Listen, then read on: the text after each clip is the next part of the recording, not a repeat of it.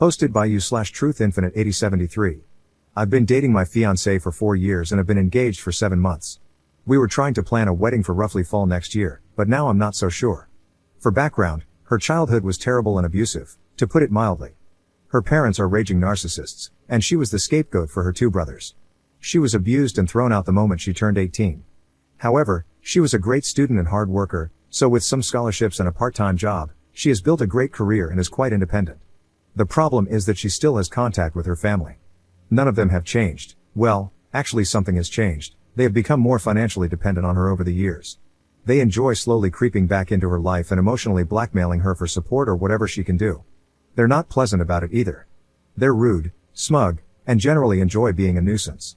And my fiancé can't say no, no matter the horrible things they say or how they outright try to intimidate her openly. I've always known her family history and have always supported her through the issues with them, but in the last year or so, they've become far more brazen and asinine. They come over to our house more often and make messes all around the place. Her mother acts like she's the freaking stepmother from Cinderella. Her dad helps himself to all my drinks and empties out half the fridge. Her brothers stop by occasionally to act as mouthpieces for their parents. They practically trash the place and leave us to clean the mess. And where is my fiancé in all this? Quietly standing in the corner, practically shaking. I'm no fool here. There is legitimate trauma. She has a need to feel loved by them and hopes they will appreciate her. Before one of you noble commenters states the obvious, she's been in therapy for this for years. I've tried to establish boundaries. For nearly 2 years, I've been trying to push these clowns away. But this is her house she purchased, and no matter my financial or other contributions, she won't let me have a say on who comes into her house. She's been beaten down mentally and emotionally by them for so long. She recently told me that she wants to earn their approval, that they were right about her, and that she needs to be better for them. I've had too many emotional conversations with tears and begging to count, hoping she will take the steps to get better. But she's an adult. I can't force her to do anything. I love her, but I can't help but feel so resentful of what she's doing. It's agonizing watching someone you love, someone who you know deserves so much better, openly destroy themselves for people like her family. It's been painful watching her cry herself to sleep one too many nights because of them. I've tried too many times to help her get out of their clutches, but I have to think of the future. What happens when we have kids? What happens when she is postpartum and invites them over? What happens if there is a medical emergency for either of us? What if our finances get tight and they still demand money? This is the in-law family from hell, and I won't be able to avoid them. Tomorrow, I'm going to tell her that I want to delay the wedding until firm boundaries are established. If she resents it, I will walk away. I can't do it anymore. I refuse to watch this any further. Update 1.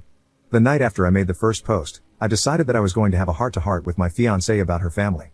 However, she came back from work the next day early, and since I was already off that day, I initiated the talk a little sooner than I had planned. Essentially, I told her that this arrangement was not sustainable. I did not feel comfortable marrying her due to how much involvement her family has in her life, and I certainly did not feel comfortable bringing a child into this world with them. I didn't want to tell her to go no contact with them, but I did request strict limitations on their visits and what they can do around the house. I also suggested couples therapy before marriage. She wasn't happy. She stared angrily at me while I spoke, then started yelling at me when I finished. She told me I don't understand their dynamic and that it worked for her. I told her that they're abusive users who will bleed her dry and that I have never seen them show any decency to her.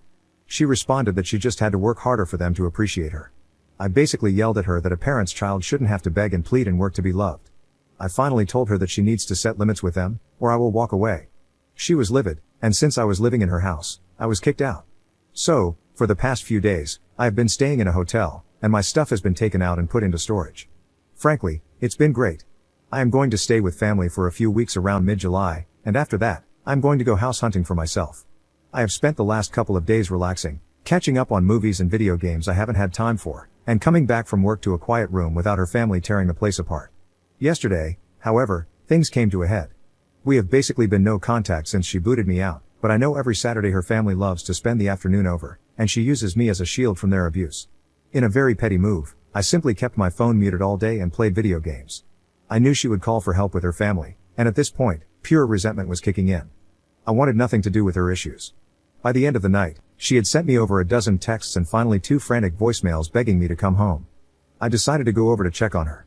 Long story short, she was sobbing in the living room, and when I came to talk to her, she was practically crushing my back, hugging me and sobbing. I gave her time to cool off and asked what happened.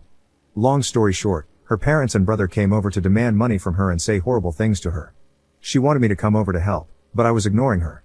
When she tried to have one of her friends help out and everyone basically said, hell no, it all started clicking for her. She kicked her family out, but not before they said some utterly vile things to her that I won't repeat. She kept apologizing to me and begged me to come home. I told her plainly that I had started to build up heavy resentment towards her for some time.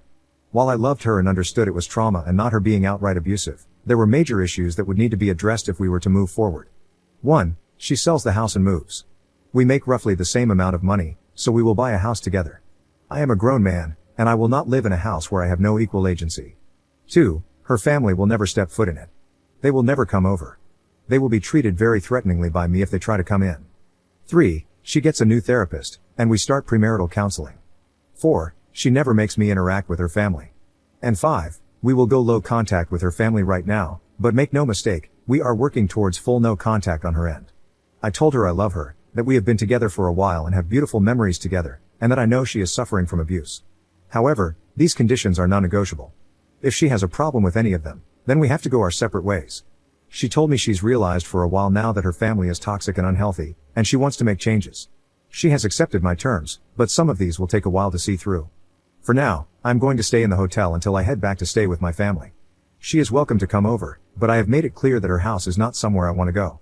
Her and I are both off tomorrow, so we will spend the day here and maybe go out. This is obviously not over yet, but I might not post anything else until mid-August or so. Update 2. Despite all intentions of not updating until much later, with the hopes of an improved relationship with my fiancée and her establishing boundaries with her toxic family, we are now broken up.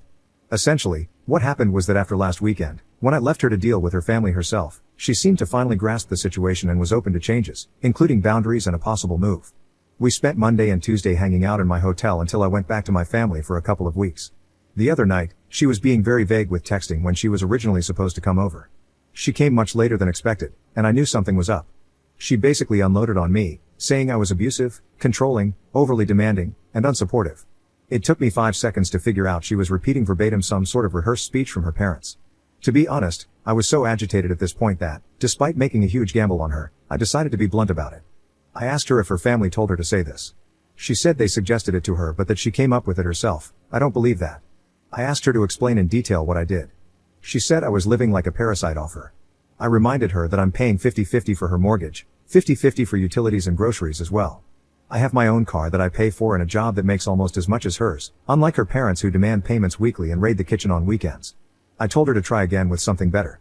She looked flustered and said I was trying to isolate her.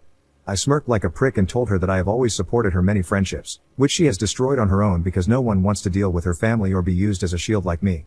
I practically demanded to know why she is so hellbent on destroying her life for these people. She shouted that I don't understand her family and that she's just trying to earn their love back, and she was basically ranting at that point. It's staggering to see up close how deeply abuse can affect someone.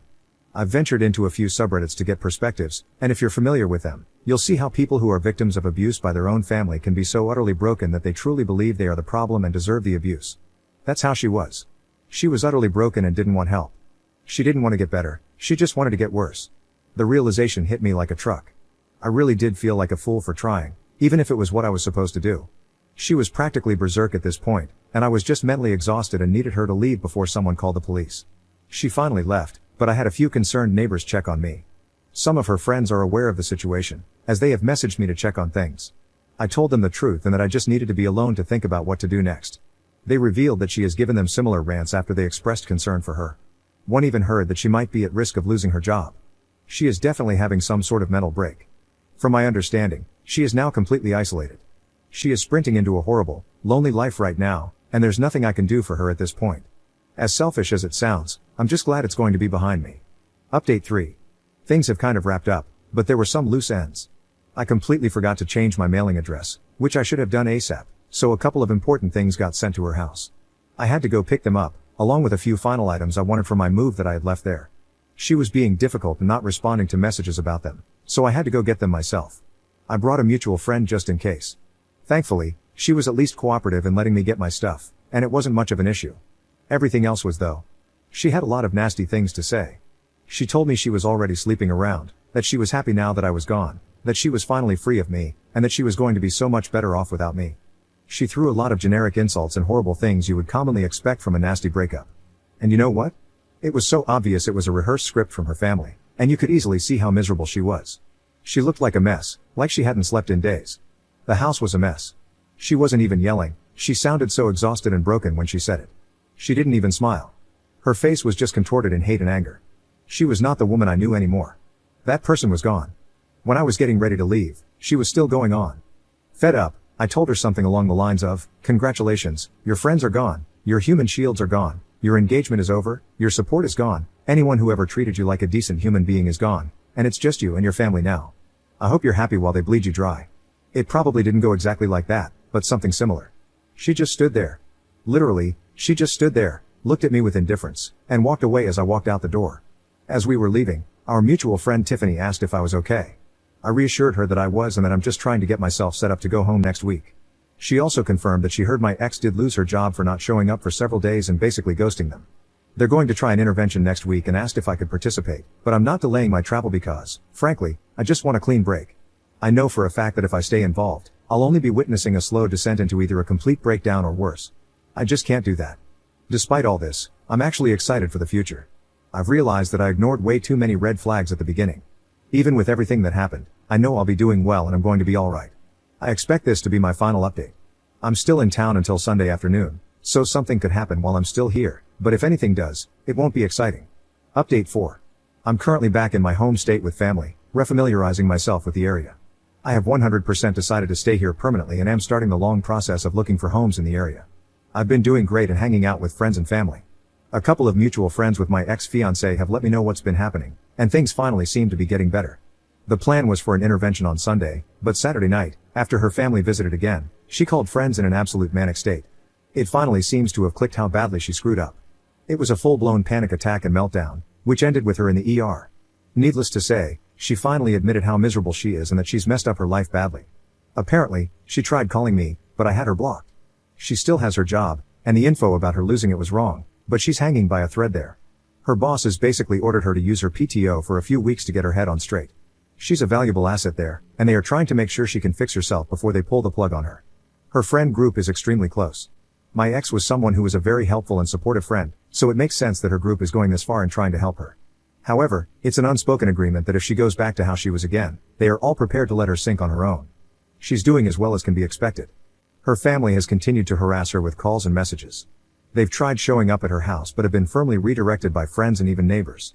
I hope she truly understands the kind of support system she has. As trashy family disputes usually go, her parents and brothers have taken it to Facebook.